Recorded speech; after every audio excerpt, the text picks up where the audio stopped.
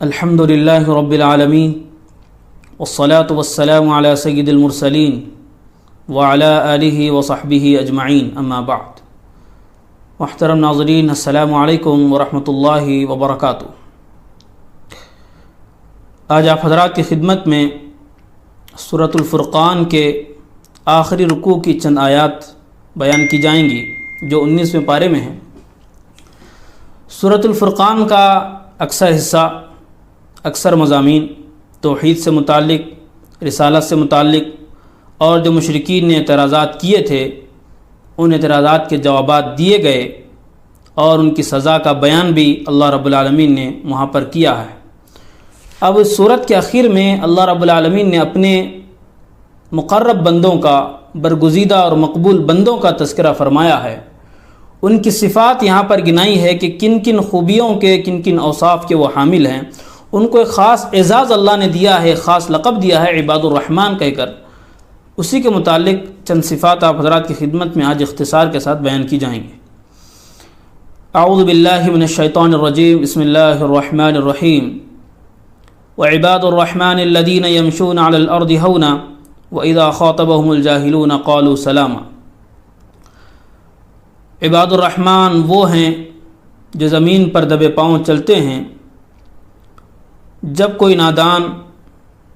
نادان لوگ ان کے منہ لگتے ہیں تو وہ ان کو سلامتی کہتے ہیں۔ یہاں سے ایک صفات، تقریباً 12-13 صفات اللہ نے بیان فرمائی ہے عباد الرحمن کی۔ سب سے پہلا جو وصف ہے عباد ہونا۔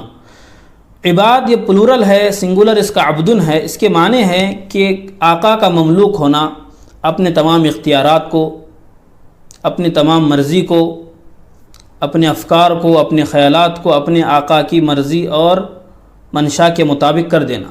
جس طرح آقا چاہے گا اسی طرح ہوگا۔ یہ ہے عبدیت۔ اس کے اندر فنائیت ہے، گویا ایک طرح کی اپنے آپ کو اللہ کے سامنے فنا کر دینا، اپنے آپ کو بالکل اللہ کے سامنے ڈال دینا۔ یہ کیا ہے؟ عبدیت ہے۔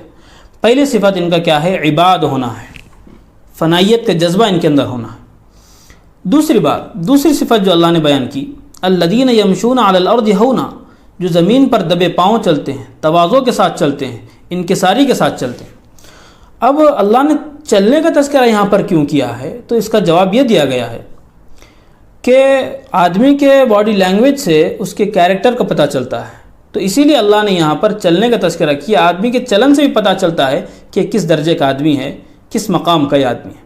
تو چلنے کا انداز بھی صحیح ہونا چاہیے اور اس کے اندر تواضع ہونا چاہیے، یہ اس سے بات معلوم ہوتی ہے۔ اور تواضع کس طرح ہونا چاہیے، کس طرح کی صورت ہونی چاہیے چلنے کے اندر، تو سیرت میں ہم کو یہ بات ملتی ہے رسول اللہ صلی اللہ علیہ وسلم کے تعلق سے کہ آپ کا چلنا کیسا تھا۔ وَيَمْشِي هَوْنًا ضَرِيعَ الْمِشْيَةِ إِذَا مَشَى كَأَنَّمَا يَنْحَطُّ مِنْ صَبَبٍ۔ آپ کا چلنا قدر تیز تھا، ایسا محسوس ہوتا تھا کہ آپ کسی ڈھلان سے اتر رہے ہوں، یعنی قدر تیز چلتے تھے۔ تواضع کا مطلب سستی کے ساتھ چلنا نہیں ہے۔ سستی کے ساتھ چلنا، ایک مرتبہ حضرت عمر رضی اللہ عنہ گزر رہے تھے، ایک نوجوان کو دیکھا کہ بہت آہستہ چل رہا ہے۔ اس سے پوچھا کیا تم بیمار ہو؟ اس نے کہا نہیں۔ تو پھر آپ نے کوڑا اٹھایا اور اس کو حکم دیا کہ قوت کے ساتھ چلا کرو۔ تو تواضع کا مطلب سستی نہیں ہے، قوت کے ساتھ چلا جائے، تواضع کے ساتھ، انکساری کے ساتھ، محسوس اس طرح ہو کہ اس کے اندر کبر نہیں ہے، تکبر کا اس کے اندر شائبہ نہیں آنا چاہیے۔ اس سے منع کیا گیا، اکڑ جس کو کہتے ہیں، اکڑ کر چلنے سے منع کیا گیا۔ وَلَا تَمْشِ فِي الْأَرْضِ مَرَحًا، زمین پر اکڑ کر مت چلو۔ کیوں اکڑ کر مت چلو؟ إِنَّكَ لَن تَخْرِقَ الْأَرْضَ وَلَن تَبْلُغَ الْجِبَالَ طُولًا، نہ زمین کو چیر سکتے ہو، نہ پہاڑ کی چوٹی تک پہنچ سکتے ہو، تو پھر اکڑنے کے کیا معنی؟ اگر پہنچ بھی جاتے تب بھی اس طرح کی اجازت نہیں تھی۔ تو اکڑ کر چلنے سے منع کیا گیا ہے، اور اللہ کے خاص بندوں کی ایک صفت ہے کہ وہ تواضع کے ساتھ چلتے ہیں۔ دوسری بات یہ ہوئی۔ تیسری بات یہ ہوئی، اگر کوئی نادان ان کے منہ لگتا ہے، بحث مباحثہ کرنے لگتا ہے، تو وہ اسے سلامتی کی دعا کہیے، آگے بڑھ جاتے ہیں، زیادہ اس چکر میں وہ نہیں پڑتے۔ یہ 3 صفات ہوئی۔ چوتھی صفت جو بیان کی، والذین یبیتون لربہم سجدا وقیاما، جو اپنے رب کے لیے سجدہ کر کر کے اور کھڑے رہ رہ کر راتیں گزارتے ہیں۔ خاص طور سے عبادات کے اندر شب بیداری کو اللہ رب العالمین نے یہاں پر بیان کیا ہے کہ رات کی جو عبادت ہوتی ہے بہت اہم ہوتی ہے، کیونکہ یہ وقت ہوتا ہے آرام کا، یہ وقت ہوتا ہے سونے کا۔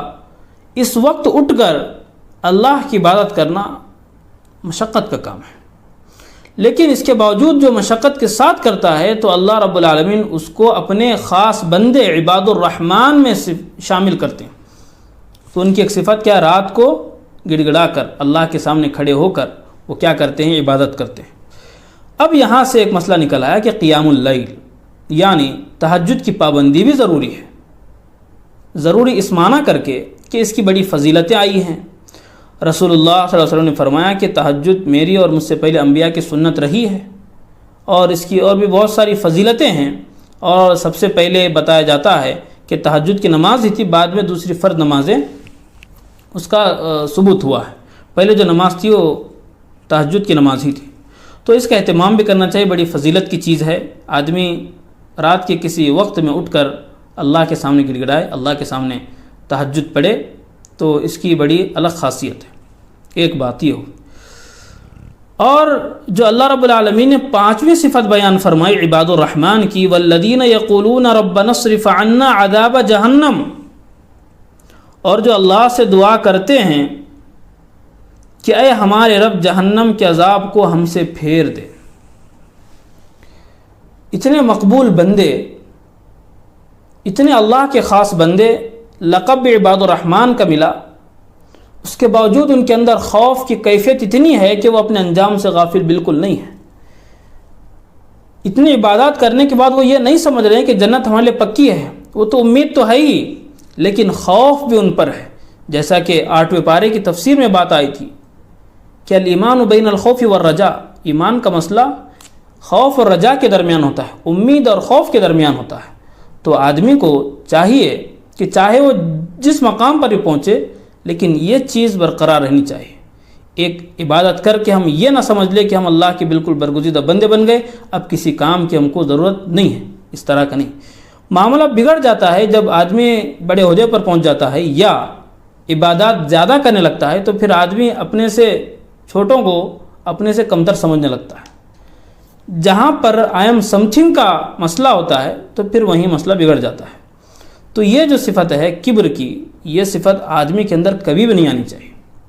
یہ بہت اہم بات ہے کہ ایک بلندی پر پہنچنے کے بعد آدمیوں کو احساس ہوتا ہے انسانیت کے ناطے، لیکن اس کو پس پش ڈالنا ہے، اس کو آدمی کو کیا کرنا ہے؟ اپنے سے دور کرنا ہے۔ یعنی ان کی 5ویں صفت کیا ہے کہ یہ اللہ کے سامنے گڑ گڑا کر دعا بھی کرتے ہیں کہ ہمارے سے جہنم کے عذاب کو پھیر دے، خوف اور رجا۔ 6ٹھی صفت جو اللہ نے بیان فرمائی، والذین اذا انفقوا لم یسرفوا ولم یقتروا وکان بین ذلک قواما، اور جو مال خرچ کرتے ہیں تو نہ فضول خرچی کرتے ہیں نہ تنگی۔ مال جب خرچ کرنے کی باری آتی ہے تو نہ اسراف سے کام لیتے ہیں اور نہ ہی تنگی سے کام لیتے ہیں۔ عربی کے اندر 2 لفظ آتے ہیں، ایک اسراف ہے، ایک تبذیر ہے، دونوں کے معنی فضول خرچی کرنا، لیکن دونوں کے اندر تھوڑا سا فرق ہے۔ اسراف کہتے ہیں خرچ کرنے کی جگہ پر حد سے زیادہ خرچ کرنا، اس کو اسراف کہتے ہیں۔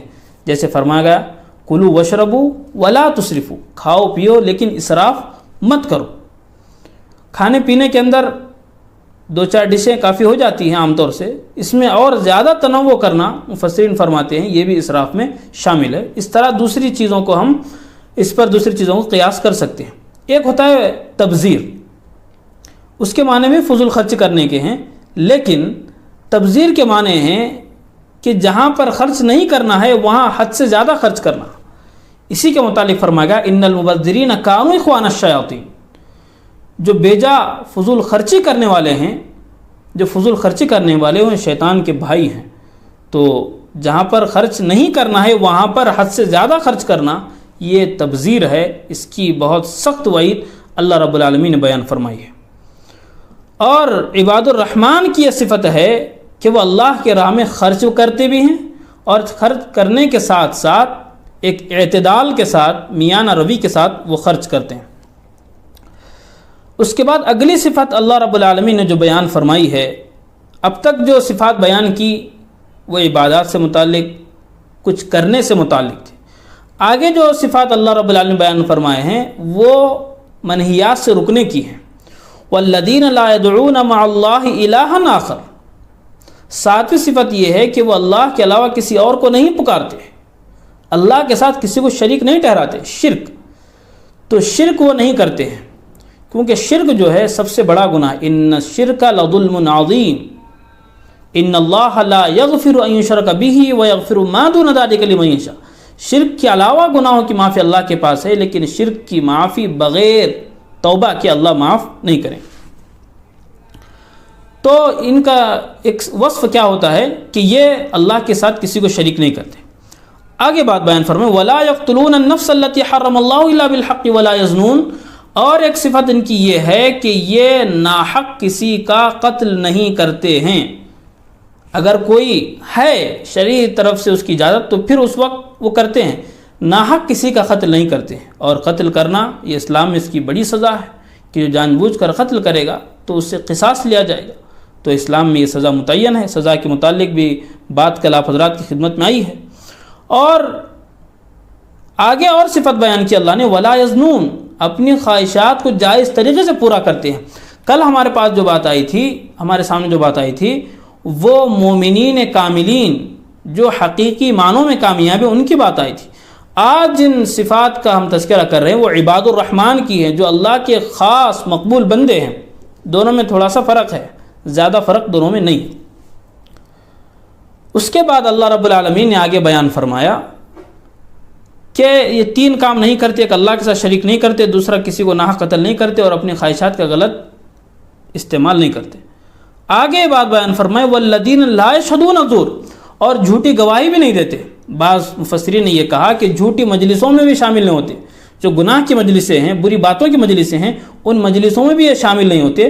والذین لا یشہدون الزور، اور حدیث پاک میں جو بات ملتی ہے جھوٹی گواہی دینے کی، یہ اکبر الکبائر میں سے ہے، جو بہت بڑے گناہ ہیں ان گناہوں میں سے ہے۔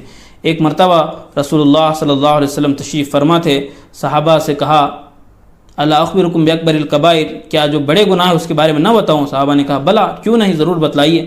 کہا الاشراک باللہ، ایک ہے اللہ کے ساتھ شریک کرنا کسی کو، بڑا گناہ، وعقوق الوالدین، اور والدین کی نافرمانی کرنا۔ یہ دو باتیں جو بیان فرمائیں، آپ ٹیک لگائے بیٹھے تھے، تیسری بات جہاں پر بیان کرنا تھا تو آپ ٹیک سے فوراً ہٹ گئے۔ الا قول الزور و شہادت الزور، الا قول الزور و شہادت الزور، مستقل آپ اس کو حتی تکرر، آپ اس کو بار بار دہرا رہے تھے۔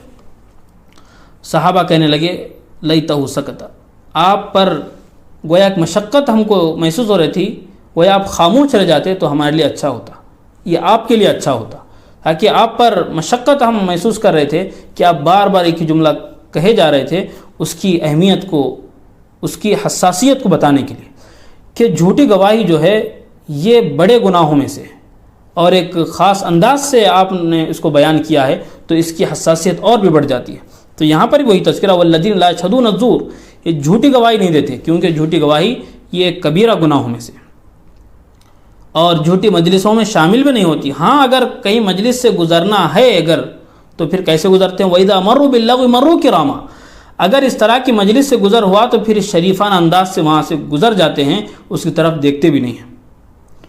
اور اخیر میں بات بیان فرمائی، وَالَّذِينَ إِذَا ذُكِّرُوا لَمْ يَخِرُّوا عَلَيْهِ صُمًّا وَعُمْيَانًا، جب اللہ کی آیات ان کے سامنے پڑھی جاتی ہیں تو وہ اس پر بہرے اور اندھے ہو کر نہیں گرتے، بلکہ اس کو غور سے سنتے ہیں، سمجھتے ہیں، فکر کے ساتھ، نہایت سنجیدگی کے ساتھ اس کو سنتے ہیں اور اس کے اثر کو قبول کرنے والے بنتے ہیں۔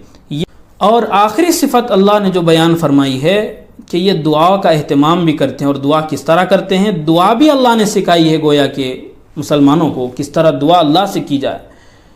ربنا حب لنا من ازواجنا وذریاتنا قرۃ اعین، اے اللہ ہمارے ازواج کو، ہماری اولاد کو ہماری آنکھوں کا ٹھنڈک بنا، وجعلنا للمتقین اماما، اور پرہیزگاروں کا ہمیں امام بنا۔ تو اس طرح کی دعا سکھائی گئی ہے۔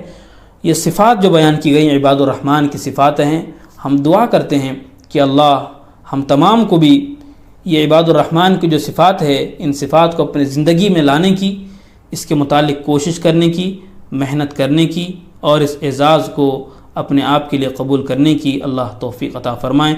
وآخر دعوانا ان الحمد للہ رب العالمین۔